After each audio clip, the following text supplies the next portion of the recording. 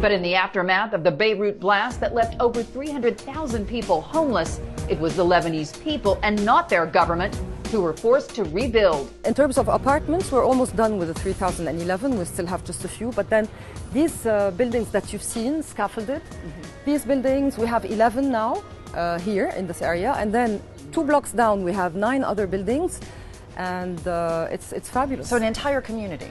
It's an entire community. In the middle of downtown Beirut. Maya Ibrahim Shah is the founder and president of Beit El Baraka, an NGO that was already working to build a better Lebanon before the blast, as the rising cost of living forced many Lebanese into poverty.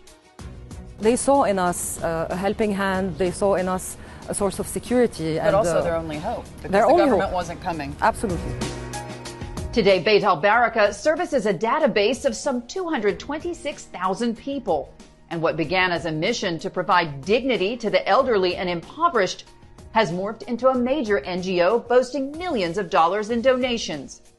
My husband and I founded Beit El Baraka in 2019, 6 months before the revolution, because we wanted to provide the Lebanese people, especially the most fragile segment of the society, a kind of safety net, because we felt that things were going very wrong, and you know that in the absence of a responsible government, somebody had to do something from the civil society. Providing everything from food and medicine to education and even job training. The organization is also set up to pay electricity, rental, and water bills for those in need.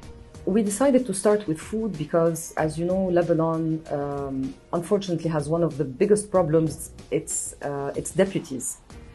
We have a system that is, again, it goes back to the feudal system where you have your feudal lord who comes to you and says, oh, you're very poor. I'm going to give you a box of food, but you're going to vote for me. So we decided to give food to these people and say, you're going to vote for whoever you want.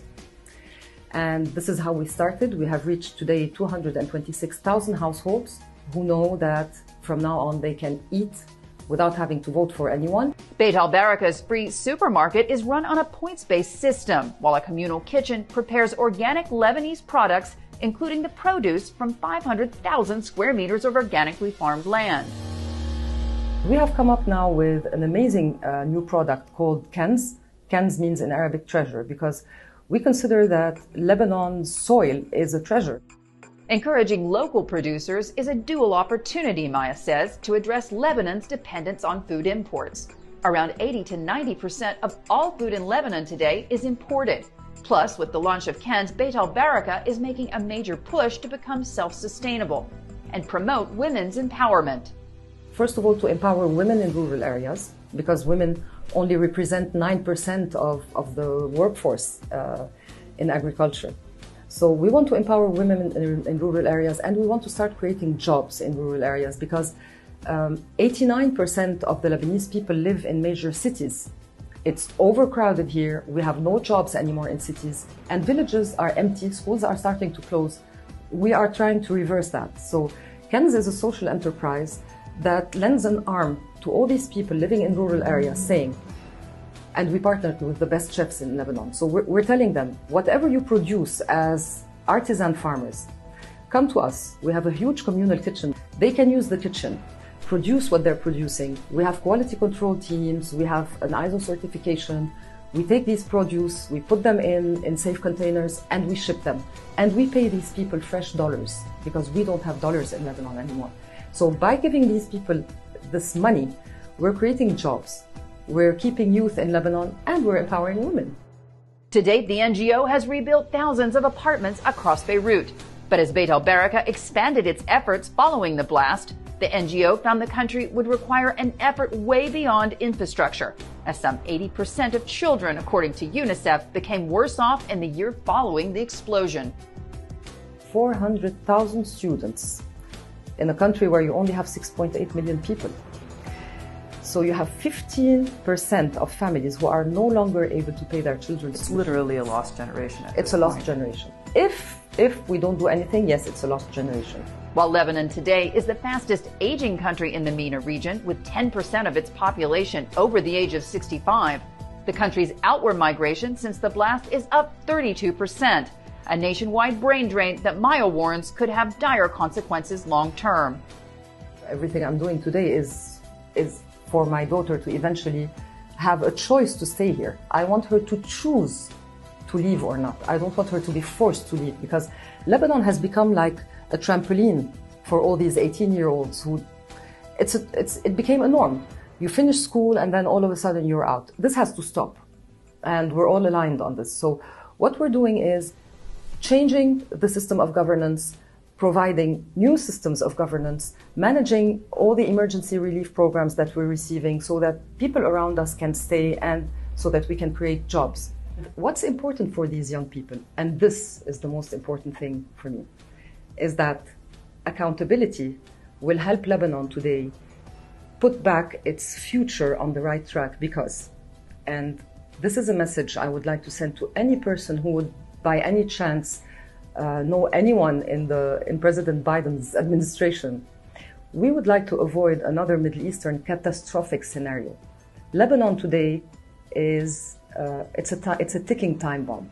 It's a humanitarian crisis already. It's a humanitarian crisis, and it's a political time bomb for the simple reason that we're in the Middle East.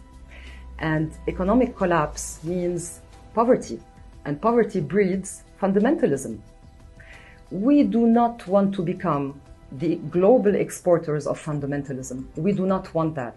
And the only way to solve this and to do the damage control is to have, first of all, an emergency relief program that is very well set and very well spent and not used by politicians.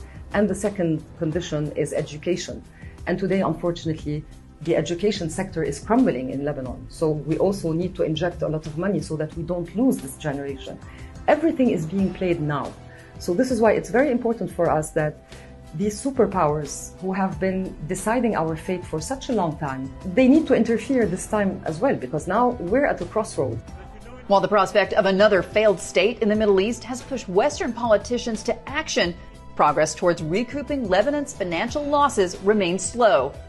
As French and German officials lead efforts to implement a sanctions package that would target those guilty of blocking government reforms, the EU says sanctions will include asset freezes and travel bans, and remains on the table despite progress towards the formation of a new cabinet. Lebanon is not a bankrupt country. Lebanon is a stolen country. For 30 years, we lived in a bubble. We didn't really know how we were living. Our system of spending was wrong. Our banking system was extremely corrupt, and nobody was really aware of what was going on. So the revolution was like a slap in the face for the Lebanese people, who realized to which extent corruption had gangrened inside our system. Do you know that Lebanon spent $42 billion on revamping the power sector, whereas we are constantly on private generators? Having once spoken to one of your foreign ministers, who was also an energy minister, I am aware of those stats. This is surreal. I mean, $42 billion. We're a 6.8 million people country. We're one of the smallest countries in the world.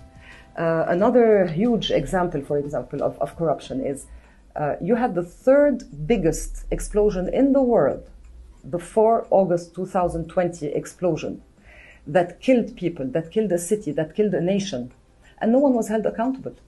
No one. It's been a year. Did one person go to jail yet? Did anyone come and say, I am responsible for what happened, or we know what happened, or these are the people who did that?